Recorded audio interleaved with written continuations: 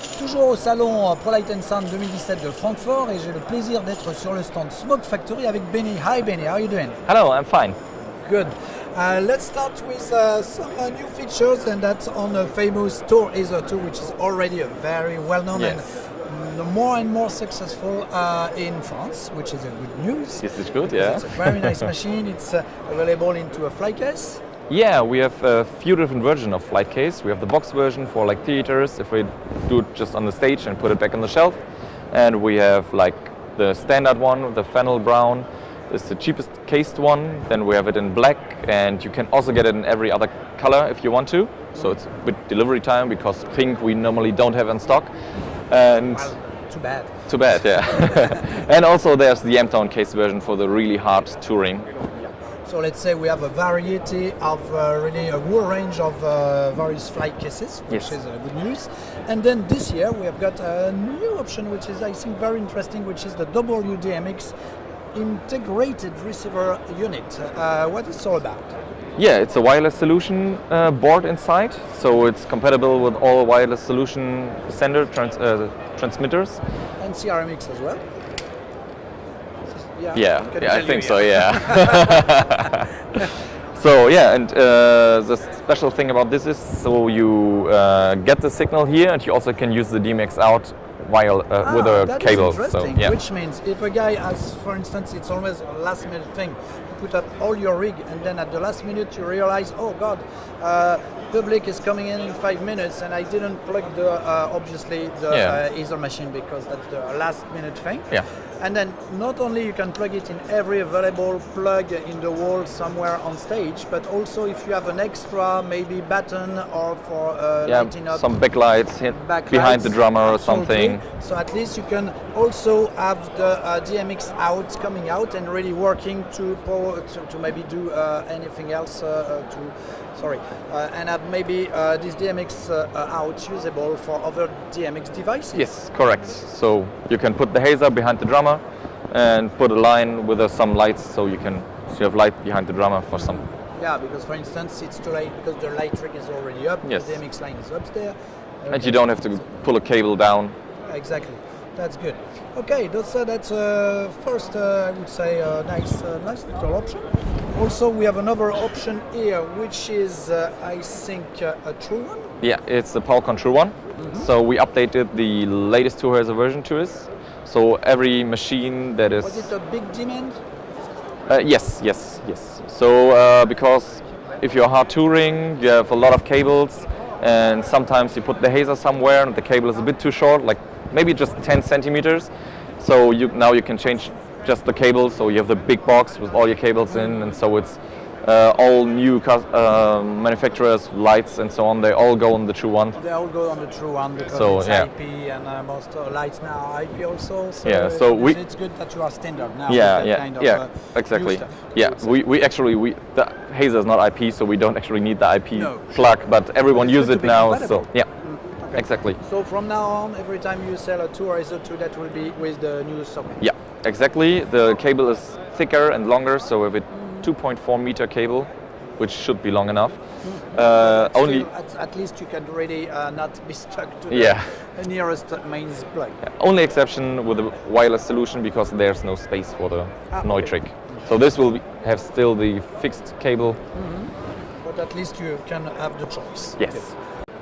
Real good news. Now we go for the very new baby, which is the big baby, because it's called the Spock. New product, and this time it's not an option, it's a product here on the Smoke Factory booth is the Spock machine. By the way, why Spock? Because all our machines have names from Star Trek and Star Wars, and so Spock, I think it was a good name, live long and prosper. It was a good name, but it doesn't have, and the ears. Yes, exactly. So this is our new machine with a 3 kilowatt heat exchanger. Which is the biggest in your range? It's now the biggest in our range. Before it was the Data 2 with 2.6 kilowatts. So we have a little bit more power, which is not the best part about this machine. The new thing is the nozzle we placed in the front. So the Data 2 was, as all smoke machines, very loud. So we measured around 100. Very powerful, but very loud. Powerful but loud, because when the air or fluid comes out of the nozzles, it's pressure, and pressure is always noise. So we had around 100 dBA in 1 meter in the front, and with this machine we measured about 85. 85, which so is it's 15 dB less, which yes. is already impressive. Yeah.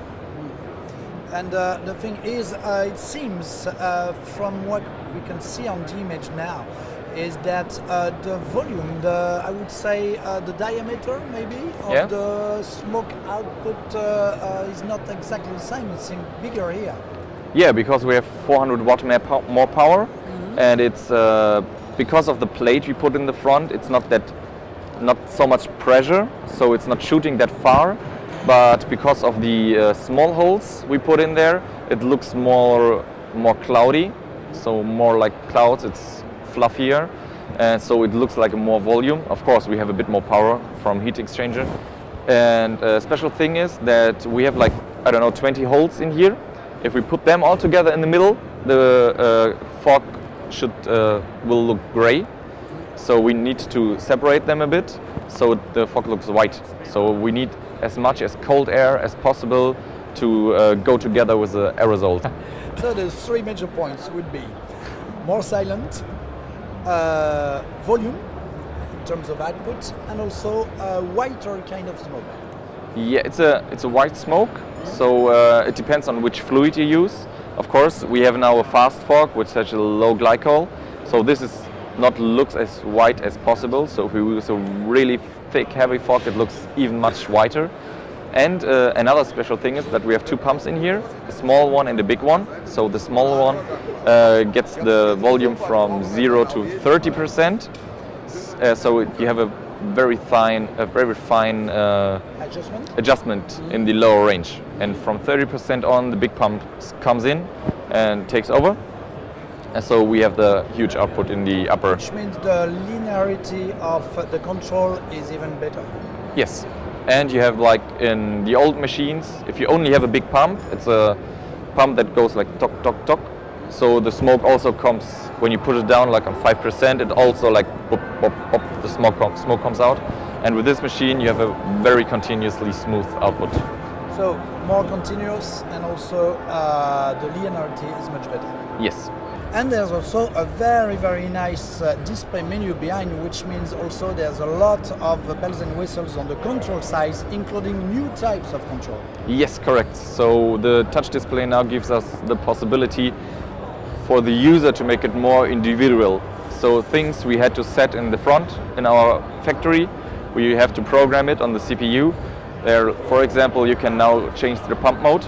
So you can say start on 100 and go down, or start on 100 and go down to 90, 80 and then stop, so extend it a little bit more, or you say never go higher than continuous fog. So which no matter, you can already adjust the result to limit or to really specify to the machine how it should exactly work. behave. Yes, correctly. So no matter what you put on your Dmax, so you give 255, the machine doesn't never go higher than it should, so it never has to reheat. So there's never again the problem that the regisseur says I need smoke now, and you can't put it anymore because it has to reheat. Yeah, the reheat is always a problem most of the times. All professional users know that, and now you have solved it with complete control of the internal functions of the machine. Yes, correctly. So many customers said, so why did you put a touch display on a smoke machine? It's not necessary. But when you explain how much settings you have, so if you have drop buttons, you'll go crazy to set all these. Yeah. And last but not least, we have the final, control sockets, which are really complete. Yes, yeah. We have now the DMX 512, of course. We have an analog input, and new one, we have also the Ethernet, so it can be controlled via ArtNet or SACM. So you can change in the touch display which protocol you use, and also with the Ethernet you can add your, not your own, but our firmware updates that will be released from time to time. So when we get feedback from the customers, so this would be a great feature, so we want to have Snake on the display, so whatever they want. to play whatever they want. We can program it and give a new update, and the customer can do it on his own.